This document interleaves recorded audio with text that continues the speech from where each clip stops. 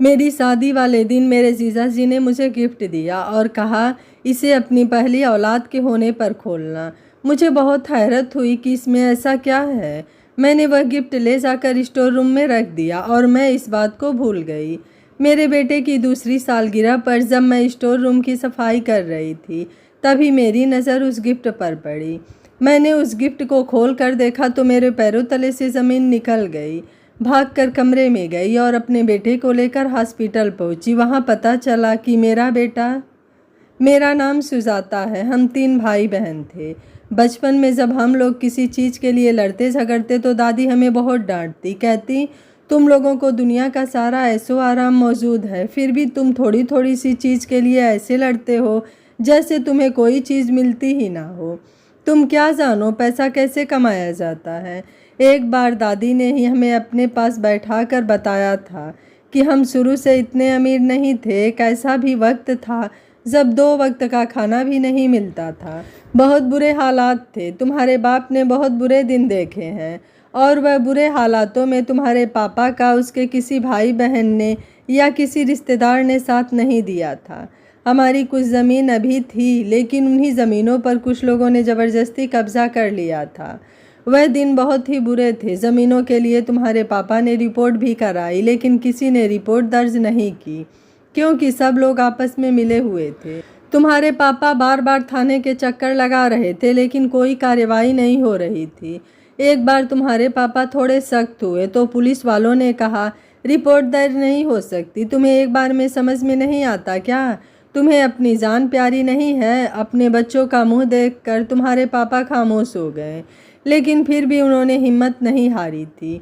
उन्होंने गांव के कुछ लोगों को इकट्ठा करके पंचायत बैठाई और अपने जायज़ सबूत दिखाए। उन लोगों ने भी सबूत इकट्ठी कर रहे थे। उन्होंने फर्जी बनवाया था। उन्होंने पंचायत के सामने रखे ज़मीन के कागजात दोनों पार्टियों के पास थे। अब पंचायत क्या करती? फिर पंचायत ने कहा कि दोनों पार्टियों को आपस में मिल बैठकर कोई मशवरा करना चाहिए। हो सकता है कोई बीच का रास्ता निकल आए। 10 दिन के बाद पंचायत फिर से बैठेगी तभी फैसला होगा। वह दिन हमारे लिए बहुत ही ज़्यादा तकलीफ़देह था। मेरे दिल के करीब एक वक्त की रोटी मिलना भी मुश्किल होता था। बस भगवान से यही दुआ करते थे कि काश हमारी ज़मीन हमें वापस मिल जाए और यह मुसीबत ख़त्म हो जाए।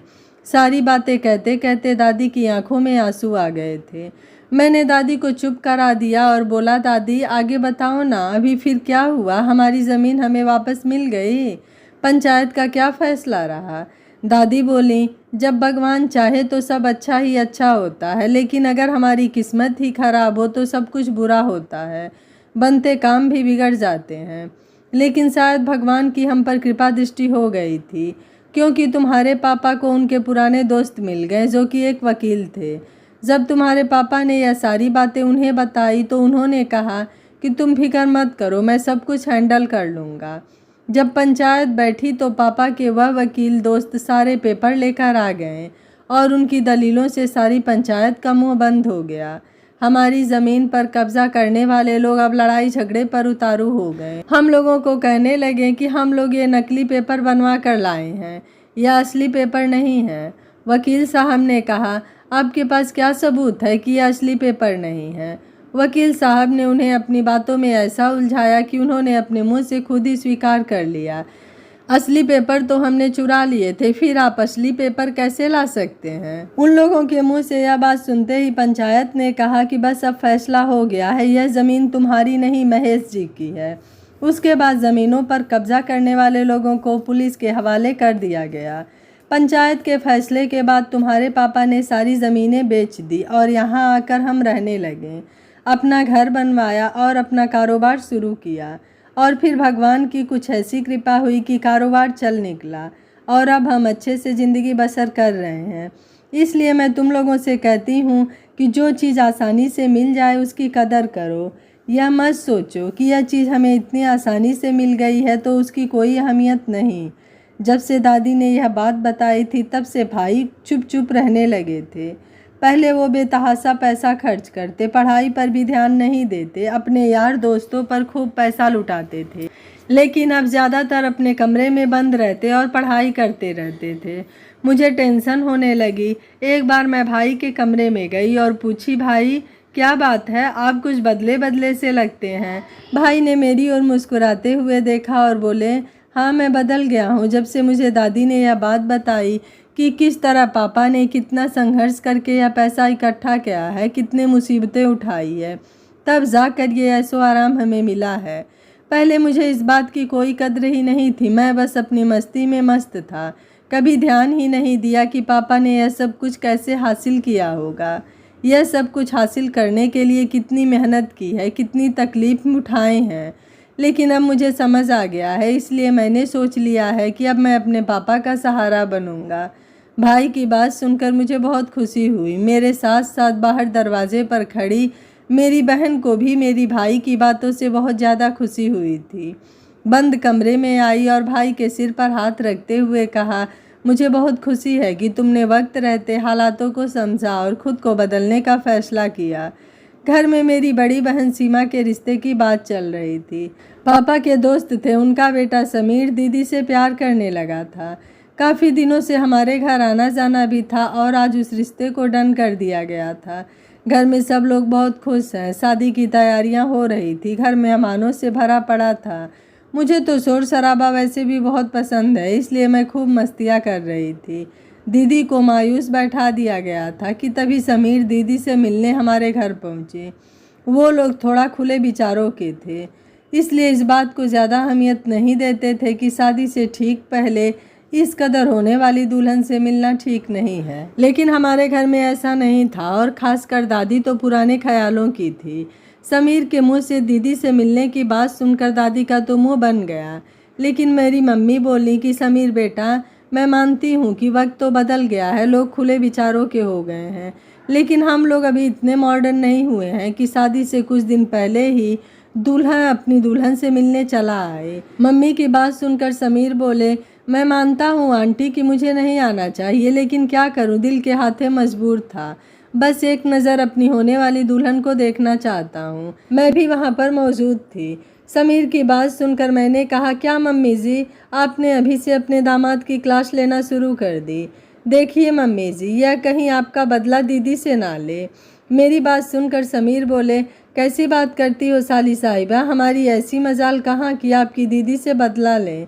हम तो उनसे ऊंची आवाज़ में बात भी नहीं कर सकते, बदला लेना तो दूर की बात है। हम दोनों की नोक झोंक सुनकर मम्मी मुस्कुराने लगी। फिर मम्मी ने भी इजाज़त दे दी। मैंने कहा, चलो जीजू, मैं आपको दीदी से मिलवाती हूँ। मैं मन ही मन सोच रही थी कि सीमा दीदी बहुत खुदकिस्मत है जो उन्हें समीर के रूप में इतना प्यार करने वाला पति मिला है। उनकी खुशियों की दिल ही दिल में दुआएं मांगने लगी, भगवान उनकी खुशियों की उम्र लंबी करे। फिर कुछ ही दिनों में दीदी की शादी हो गई और वह रुखसत होकर अपनी ससुराल चली गई। दीदी के जाने से पूरा घर वीरान हो गया था।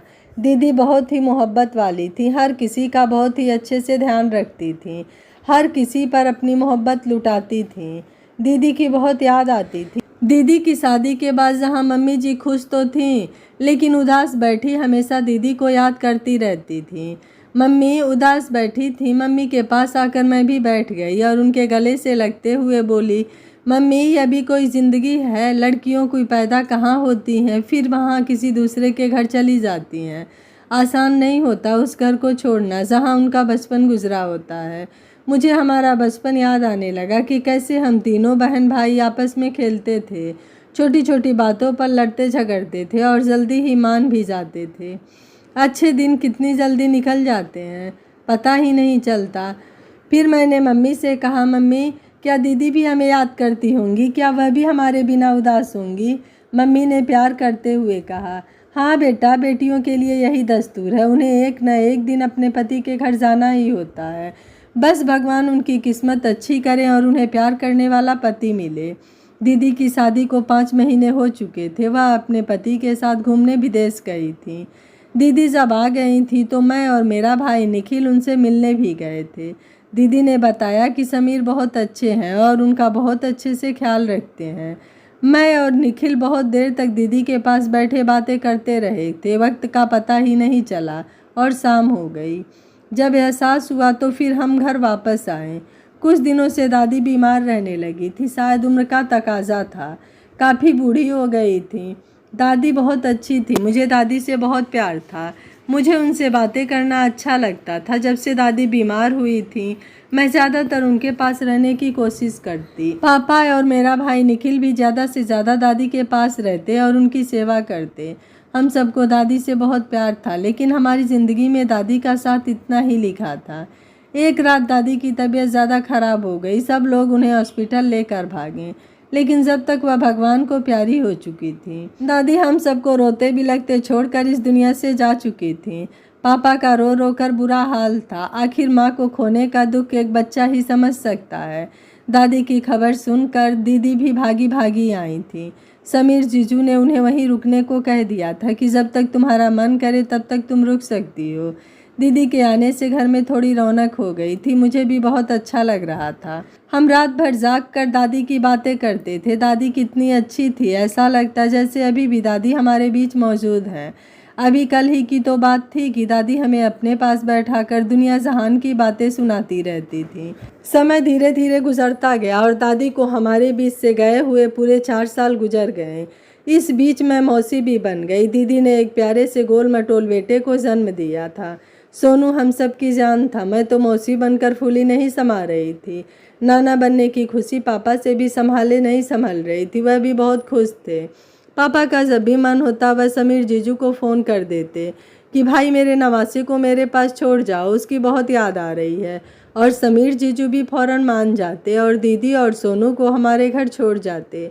हमारा पूरा परिवार समीर जीजू की तारीफ़ करते नहीं थकता था कि भला दुनिया में ऐसा कौन सा दामाद होता है जो अपनी बीवी को इतनी जल्दी जल्दी मायके में छोड़ दे। दीदी को अपनी ससुराल की तरफ से कोई टेंशन नहीं थी, क्योंकि उनके सास ससुर तो थे ही नहीं। एक ननद थी जिनकी अभी तक शादी नहीं हुई थी, लेकिन उसकी एंगेजमेंट हो चुकी थी। शादी भी जल्दी ही होने वाली थी। वह भी कभी कभी दीदी के साथ हमारे घर पर आ जाया करती थी। बहुत ही मिलनसार और बहुत ही अच्छी लड़की थी। दीदी के ससुर पापा के दोस्त तो थे ही, इसीलिए वह भी जब हमारे घर आती तो एक एक हफ्ता तक हमारे घर पर ही रुक जाती थी। हमारे दोनों परिवार में खुशियां ही खुशियां थी। लेकिन एक दिन हम पर कयामत टूट पड़ी जब दीदी का फ़ोन आया कि कृतिका अब इस दुनिया में नहीं रही। हम सब लोग हक्का बक्का रह गए थे। क्या फिर अचानक यह सब कैसे हुआ? उनकी तो शादी होने वाली थी, शादी की डेट फिक्स हो गई थी। समीर जीजू तो एकदम से टूट गए थे। उनकी इकलौती बहन ने उनके हाथों में दम तोड़ा था। दीदी बहुत ज़्यादा रो रही थी। उन्हें अपनी ससुराल में एक छोटी बहन मिल गई थी जो उनसे बहुत प्यार करती थी, और इस तरह उनका अचानक चले जाना दीदी पर कयामत गुजर गई थी। दीदी ने बताया था कि कृतिका ने सुसाइड किया था। मैंने पूछा कि उन्होंने ऐसा क्यों किया? उनकी तो शादी होने वाली थी और वह भी उनकी पसंद के लड़के से।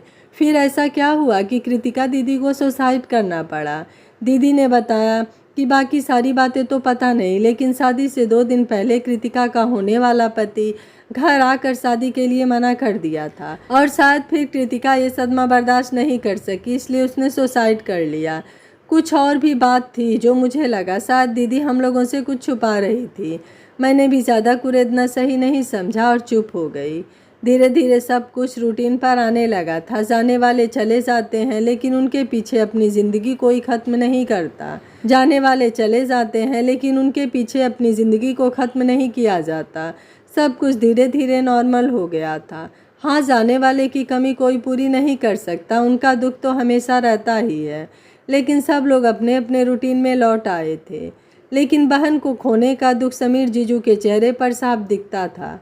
फिर उन्हीं दिनों पापा को मेरी शादी की जल्दी होने लगी। कहने लगे कि दोनों बच्चे शादी लायक हो गए हैं, उनकी शादी कर दें, फिर हम भी तीर्थ यात्रा पर जाएंगे। मम्मी ने कहा इतनी जल्दबाजी क्या है, पहले कोई अच्छा लड़का तो नज़र में हो। पापा बोले मेरी नज़र में एक अच्छा लड़का है, मेरे ही साथ काम करता है, बहुत मेहनती है। सिर्फ माँ और बेटे हैं, आगे पीछे कोई नहीं। लड़का बहुत मेहनती है, पढ़ा लिखा है, और हमें क्या चाहिए?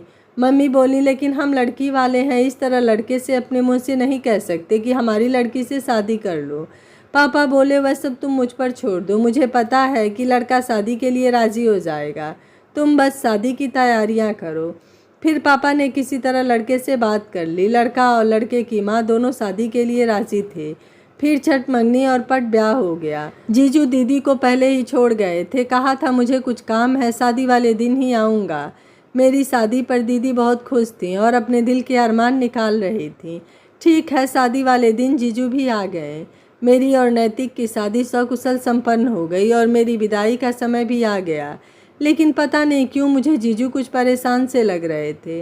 विदाई के वक्त उन्होंने मुझे गिफ्ट दिया और कहा, यह गिफ्ट तुम अपनी पहली औलाद के होने पर खोलना। मुझे बहुत ज़्यादा हैरानी हुई, ये इस गिफ्ट में ऐसा क्या है जो मैं अपनी औलाद के होने पर ही इसे खोलूं, और वह भी पहली औलाद के होने पर।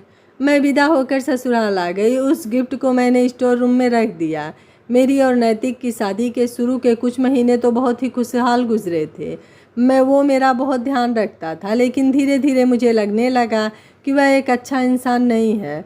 वह किसी न किसी बहाने से मुझे मेरे बाप के घर भेज देता और अपनी कुछ न कुछ डिमांड पूरी कराया करता था। एक दो बार तो मैंने नैतिक की बात मान ली, लेकिन फिर मैंने धीरे धीरे उसकी बातें मानना बंद कर दिया, क्योंकि मुझे अच्छा नहीं लगता था कि मैं अपने मम्मी पापा से अपने पति के लिए कुछ मांगूं। जब मैंने नैतिक की बात मानने से मना कर दिया तो पहले तो उसने मुझे प्यार से समझाया, फिर सख्ती पर उतर आया। कहने लगा कि अपने बाप से कहो कि मुझे अपने बिजनेस में सेटल कर ले। आखिर इतना बड़ा बिजनेस है, अकेले कैसे संभाल पाएंगे, और आखिर हमारा भी तो हक है उस बिजनेस पर। मगर मैं नैतिक को बात के टाल दिया करती थी। अब हमारा एक बेटा हो गया। ज़िंदगी की गाड़ी यूं ही चल रही थी और देखते देखते मेरा बेटा 2 साल को होने का आया था। आज उसकी दूसरी सालगिरह थी। किसी काम से स्टोर रूम में आई तो जीजू के दिए हुए गिफ्ट पर मेरी नज़र पड़ी। बहुत ही उत्सुकता से मैंने वह गिफ्ट खोला। वैसे तो जीजू ने कहा था अपनी पहली औलाद के होने पर ही गिफ्ट खोलना, लेकिन मैं भूल गई थी और मेरा बेटा तो 2 साल का हो गया था। जैसे ही मैंने वो गिफ्ट खोला, मेरे सर पर आसमान गिर पड़ा। मैं गिफ्ट फेंक कर जल्दी से भागती हुई कमरे में आई और अपने बेटे को उठाकर फौरन अस्पताल भागी। बच्चे का चेकअप कराया। बच्चे की जो रिपोर्ट मेरे सामने आई उसे देखकर मेरी रूह कांप गई। डॉक्टर ने बताया कि तुम्हारा बच्चा हिजड़ा है। मेरी तो दुनिया ही उजड़ गई थी। अपने घर जाकर सबसे पहले मैंने जीजू का दिया हुआ गिफ्ट उठाया और फिर मैं अपने माँ बाप के घर आ गई। मैंने दीदी और जीजू को फ़ोन किया और उन्हें घर आने को कहा। मेरे इस तरह अचानक से फ़ोन करने पर दीदी बहुत ज़्यादा घबरा गई थी।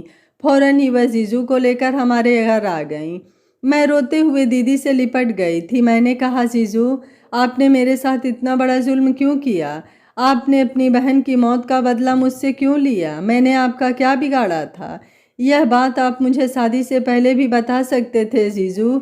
उनकी आंखों में आंसू थे। उन्होंने कहा, मैंने तुमसे कोई बदला नहीं लिया। जब तक मैं आया था तब तक तुम्हारी और नैतिक की शादी हो चुकी थी।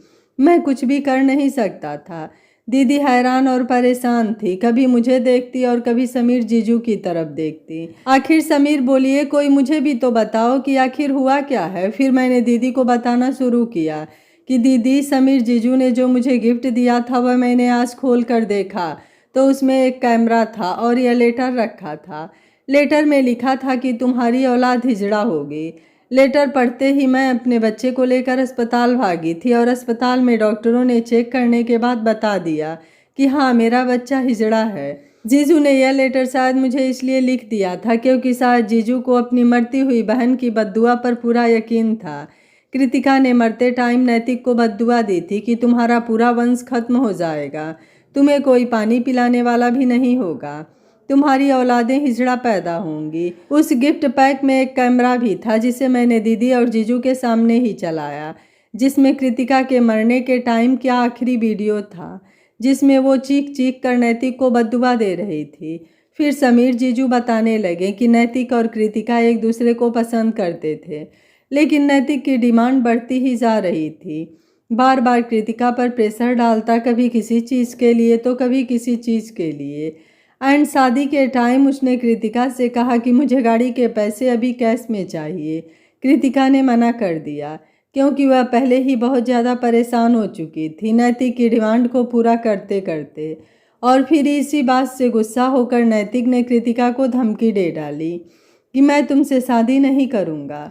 नैतिक की बात सुनकर कृतिका ने कहा था कि तुम मुझसे क्या शादी नहीं करोगे, मैं ही तुमसे सारे रिश्ते खत्म करती हूँ।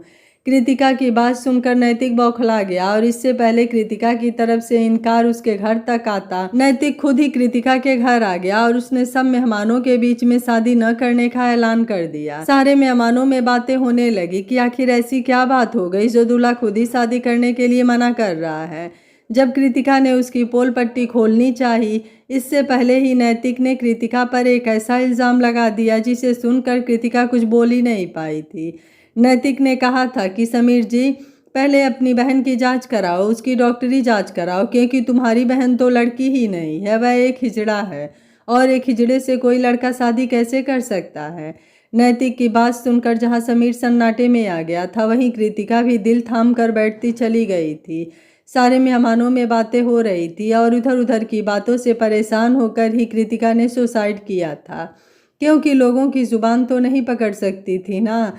हर किसी के मुंह पर यही था कि ज़रूर कृतिका में ही कोई कमी है।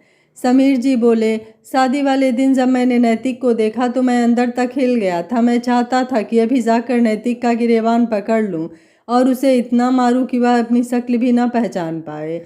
लेकिन तुम बहुत खुश थी, सारे लोग खुश थे और फिर शादी भी हो चुकी थी।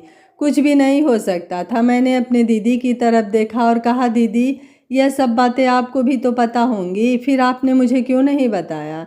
आपने भी तो नैतिक को पहचान लिया होगा कि कृतिका की ज़िंदगी बर्बाद करने वाला यही नैतिक था।